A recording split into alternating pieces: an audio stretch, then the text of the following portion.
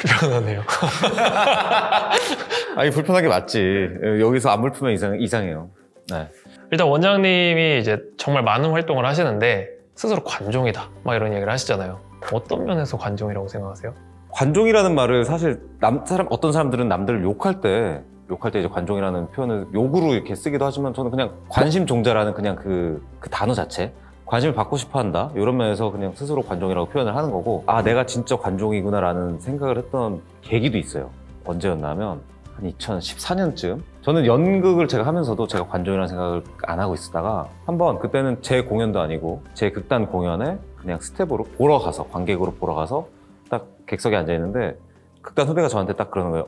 오빠 오늘 지금 무대 인사할 사람 없으니까 오빠가 당장 무대 인사 좀 해달라. 그래서 공연 직전에 올라가서 알았다 하고서 무대 인사한다고, 자 여러분 앉으세요. 자 여러분 화장실 다녀오실 분 뭐 이런 거 있잖아요. 공연 시작하시면 뭐 음침후 섭취 안 되고요, 사진 촬영은 다 끝나고 하실게요, 뭐 이런 걸 하는데, 그때 그 순간 정말 그 별거 아닌 무대 인사를 하는 것만으로도 내가 무대 앞에 나와서 사람들의 관심을 받고 있는, 이 주목을 받고 있는 게 너무 좋은 거예요.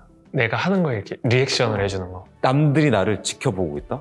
근데 그때 어떤 정도의 느낌이었냐면, 야 내가 이거를 지금 어른 되고 한의사 되고 나서 느꼈으니까 다행이지, 만약에 이걸 내가 어릴 때 느꼈다면 택도 없이 나 배우 할래 뭐 이런 생각을 어려서부터 했으면 굉장히 인생이 고달파질 수도 있었는데 다행이다라는 생각이 들 정도로 그때 그런 경험이 있었죠. 그래서 나는 사람들의 관심을 받는 것을 즐기는구나, 그렇다면 스스로 관종이라고 칭해도 안 될 게 없겠다. 저희 이제 작가님이 관종이 되기 위한 필요 조건이 뭐냐 이런 질문이 있어요. 관종이 되기 위한 필요 조건, 뭐 이거는 조건이라기보다 어떤 조건을 만족시켜야 관종이 된다 이런 거 보라기보다 타고난 뭐 본능? 심성? 그냥 어떻게 보면 정말 그 타고난 성격에 따라 좌우되는 거지, 누군가가 어떤 조건을 만족시켜서 이제 관종이 되고 이런 건 아닌 것 같아요. 때로는 남들에게 좀 주목을 받고 싶다, 무대 위에 오르는 것을 즐긴다, 이런 것들이 좀 관종의 성격이 아닐까. 무대에 이렇게 누가 나를 주목하고 내가 하는 걸 사람들이 반응해주고 이런 게 즐거우신 거죠? 그거를 다르게 조금 또 다른 예를 들어주면, 무대 위에서 제가 연기를 하고 거기에 대한 관객의 반응이 오는 건 당연히 즐거운 거고요. 예상치 못한 순간에 어떤 순간들이 있나 하면, 그러니까 무대 위에서 제가 관심을 받는 거는 제가 그걸 예상하고 관심을 받기 위해 잘 연습을 해서 할 거 아니에요. 근데 제가 나는 솔로 출연하고 와서 출연자들과 어울리다가 정말 뜻밖의 순간에 예상치 못하게 뭐 같이 식당에서 밥을 먹다가 술을 먹다가 사람들이 알아보는 경우가 있어요. 그때 대부분의 사람들이 불쾌해하기보다는 어떻게 하셨어요? 저를 알아보시는군요. 감사합니다. 이런 경우가 더 많은 걸 보면서 이런 것도 관종이다. 이렇게 남들이 나를 알아봐 주기 원하는 것, 어떻게 보면 이 출연자들 대부분 다 관종이구나. 그런 것들을 느꼈죠. 아까 연극 얘기를 해주셨잖아요. 연극이라고 하는 게 사실 뭔가 이제 그 과를 나왔다든지 뭐 아니면은 일반적으로 취미로 하시는 경우는 많진 않은데 연극을 하시게 된 계기 같은 게 있으신가요? 저 같은 경우 계속 시골에서 나고 자랐고 산속에 있는 고등학교 나오고 또 지방에 있는 대학교를 다녔다 보니까 영화는 이따금 봐도 연극을 볼 일은 굉장히 드물었거든요. 연극? 뭐 이렇게 거기에 대한 어떤 생각이 없다가 제가 본과 3학년 때 학교에 모교 문화마당이라고 목요일마다 어떤 외부 공연을 학교에서 하는 게 있었어요. 그날 어느 날 가서 연극이라는 걸 정말 평생 몇 번 보지 않은 연극을 보는데, 무대 가까이에서 배우의 표정이 정말 가까이에서 보이는 그런 위치에서 연극을 보는데, 연극이 재밌는 것도 재밌는 거지만 연극을 하고 있는, 지금 연기하고 있는 배우들이 너무 재밌어 보이는 거예요. 너무 행복해 보이고, 야 보는 나도 이렇게 재밌는데 저런 표정으로 지금 연기하고 있는 배우는 얼마나 재밌을까? 기회가 된다면 나도 나중에 연극을 해볼 수 있을까? 배우가 되겠다가 아니라도 연극을 해볼 수 있을까? 이런 생각을 하고 있다가 나중에 졸업하고 보니까 직장인 극단이라는 게 있더라고요. 그래서 저는 진짜 뭐 업으로 막 엄청 거창하게 연극을 하는 게 아니라 연극을 하고자 하는 사람들이 이제 모여있는 곳에 가서 어떤 취미 정도로 하는 거고, 약간 그런 게 있어요. 보통 다른 가벼운 취미에 비해서 연극은 이게 취미라고 하기에는 정말 너무 많은 시간과 노력과 열정을 또 쏟기도 하고, 또 취미로 했다가 아예 그쪽으로 가는 사람도 많고, 그쪽 일을 하다가 이제는 취미로 하는 사람도 많고, 좀 섞여 있긴 한데, 어쨌든 제가 연극을 재밌게 봤던 경험으로 인해 지금도 연극을 하고 있고, 어쩌다 보니까 이것 역시 저에게는 중요한 아이덴티티가 된 그런 케이스인 것 같습니다. 연극 쪽은 되게 저희가 많은 얘기는 못 해봤잖아요. 제가 연극 하시는 거 가서 보기도 하고, 사실 저한테는 되게 신선한 충격이었거든요. 저도 보면 주변에서 또라이라고 하긴 하지만 한의사분들 중에 이렇게 좀 다양한 활동을 하시는 분들이 그렇게까지 많이 주변에 없다가 철면심 종수 통해서 처음 알게 된 한의사분들 중에 나 외에도 다른 일을 이렇게 하시는 분들이 있구나라는 걸 처음 느꼈던 거라서 그래서 한번 연극에 대한 걸 한번 여쭤보고 싶었어요. 자, 그럼 나눗솔로로 좀 넘어갈게요. 그 나눗솔로 이제 출연을 하셨는데 뭐 출연하게 된 계기 같은 게 있으실까요?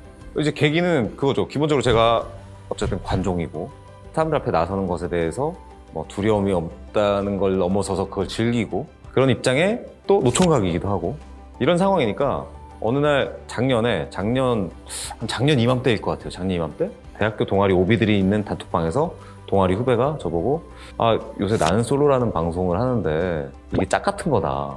지금 만나는 분 없으시지 않냐. 한번 나가보셔라. 그래서 야 내가 이 나이에 무슨 짝짓기 방송에 내가 어떻게 나가냐. 당시 41살이 어딜 나가 그랬더니 그냥 그러는 거예요. 아니 형 여기 지금 40살도 나왔어요. 그래서 그래? 하고서 보니까 나는 솔로 1기에 그 영수님이 40살 미국 변호사 이렇게 해서 나오시더라고요. 뭐야 40살이 나올 정도면 41살도 못 나올 건 없지 않나? 지원이나 해보자. 그래서 지원을 했는데 지원을 하자마자 그러니까 정말 DM을 보내자마자 너무너무 바로 빠르게 막 반가워하면서 신청서를 보내달라. 또 신청서를 보내자마자 그 미팅을 하자, 면접을 하자. 그래서 인터뷰하고 촬영을 하러 오라는 거예요. 그래서 내가 뭐 적합하다고 생각이 됐나? 라고 생각하면서 이제 갔는데 지금 생각해보면 그때만 해도 신청자가 별로 없었던 것 같기도 하고 저의 어떤 관종기에다가 당시 만나는 사람이 없었던 거 이런 것들이 결합이 됐고 해서 신청을 하게 됐죠. 직접 지원을 하신 거예요? 그쪽에? 그렇죠. 저한테 섭외가 온 게 아니라 제가 저 출연 가능할까요? 하고 이제 지원을 했던 거고 촬영을 가서 보니까 좀 뭔가 인스타그램이 좀 뭐 그럴듯하고 이런 친구들은 제작진에서 많이 섭외를 많이 하더라고요. 출연하시겠어요? 하시겠어요? 이제 거기서 저는 신청한 사람들이었죠. 제가 직접. 출연하셨을 때 뭐 재밌었던 거라든지 아니면은 좀 아쉬웠던 게 있다든지 그런 거 생각나는 거 있어요? 제가 기대한 것보다 훨씬 더 촬영도 훨씬 더 재밌었고 촬영을 저는 이제 일로 생각하고 왔거든요, 정말. 이제 5박 6일 동안 촬영이니까 5박 6일 동안 일하다 와야지라고 생각을 하고 왔는데 현실에서 제가 느낀 건 바캉스 하는 느낌이었고 일하러 왔는데 휴가였네? 이런 촬영 너무 재밌었고 두 번째는 촬영도 촬영이지만 방송에 나갈 때도 사실 제가 출연 신청을 할 때만 해도 이게 시청률이 뭐 0.1%, 0.2% 거의 아는 사람들이 없는 방송이었어요. 근데 제가 방영될 때쯤엔 이미 어느 정도 방송이 커져서 사람들이 꽤 많이 알아보고 뭔가 이 방송이 나가면서 제가 기대했던 것보다 훨씬 더 많은 재미난 일들을 많이 겪었고 그래서 굉장히 여러모로 별로 후회 없는 만족스러운 경험이었으나 아쉬운 부분은 정말 그 이정재 성대모사를 했는데 이게 혼자서 다른 사람이랑 어떤 상의나 이런 거 없이 혼자 준비해 가서 혼자 했단 말이에요.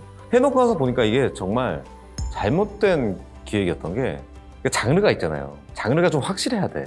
웃길 거면 확실히 웃기고 뭔가 멋있을 거면 확실히 멋있고 뭔가 쩐다 하면 쩐다 확실히 하게 해야 되는데 애초에 이렇게 수염을 네임펜으로 그리고 근육 갑바를 이렇게 찬 거는 웃긴 거잖아요. 여기서 벌써 다 웃었어. 뭐야 하고서 다 웃었는데 웃긴 걸 하고 이렇게 하고서 돌아서서는 너무 연기를 진지하게 버린 거야.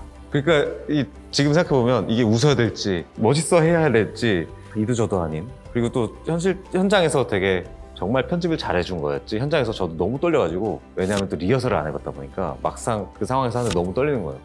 이 부분에 있어서 그래서 아쉬운 부분이라면 이정재 성대모사가 아쉬웠다.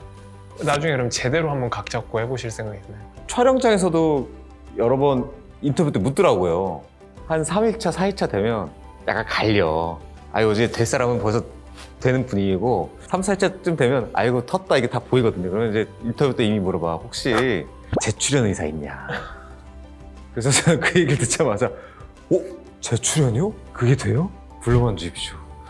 이제 그때 만약 혹시 재출연을 하게 된다면 제가 성대모사 한번 제대로 그때는 정말 제대로 웃기든지 제대로 멋있든지 둘 중에 하나로 제대로 한번 해보겠습니다. 이제 나는 솔로 출연도 하셨고 나이도 저랑 차이는 거의 안 나시지만 나이도 있으시고 저 사실 이런 얘기 하는 것도 싫어하고 듣는 것도 싫어하거든요. 근데 질문이니까 결혼 계획이 있으신지. 아까 여기서 사실 이미 했던 대답인데 제가 결혼 계획은 없어요. 언제 어떻게 해야 되겠다 이런 계획은 없는데 결혼 생각은 늘 있습니다. 결혼하고 싶어요. 경건해지네요.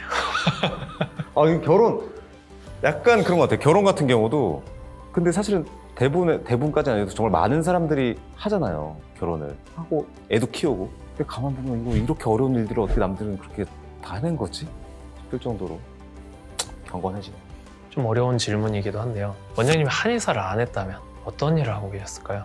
저는 사실 이런 질문에 대해서 다른 분들이 어떻게 대답할지 모르겠어요. 저도 이런 지금 와서 이게 딱 어떻게 보면 되게 심플한 질문이지만 사실 잘 상상되지 않는, 그리고 제가 다른 일을 안 해본 것도 아니고 저도 청해서 그 특허 심사도 해보고 그런 입장에서 나에게 한의사는 뭐 운명이다 이런 얘기도 했었지만 이미 제가 한의사가 아니라는 그 가정에 대해서 심각하게 진지하게 상상해보기가 어렵고, 제가 다른 일을 할 때에도 특허 심사관에서 결국 한의사로서 한의학 관련 특허를 심사하려고 갔던 거고, 어떻게 보면 지금 여기서도 한의사랑 이렇게 인터뷰를 하고 계시잖아요. 다른 일을 하고 계시지만 어떻게 보면 이미 뗄래야 뗄 수 없는, 한의사와의 어떤 이 인연의 고리가 너무 뗄래야 뗄 수 없는 거라서 잘 상상하기가 어려워요. 다른 무슨 일을 하고 있었을까? 마치 뭐 비유하자면 마치 내가 여자로 태어났다면 어떤 남자를 좋아했을까? 잘 상상이 안 되는 것처럼 이미 너무 뗄래야 뗄 수 없는 인연이다 라고 답하겠습니다. 오늘 이제 개인 인터뷰 하시고 또 저랑 이렇게 간단하게 또 인터뷰를 하셨는데 어떠셨나요? 제 유튜브 채널에도 영상 많이 안 찍고 해가지고 어떻게 보면 좀 한동안 멀리했던 촬영을 오랜만에 이렇게 거창한 스튜디오에서 이런 좋은 환경에서 또 좋은 분들과 같이 할 수 있어서 좋았던 것 같아요. 네, 고생하셨습니다.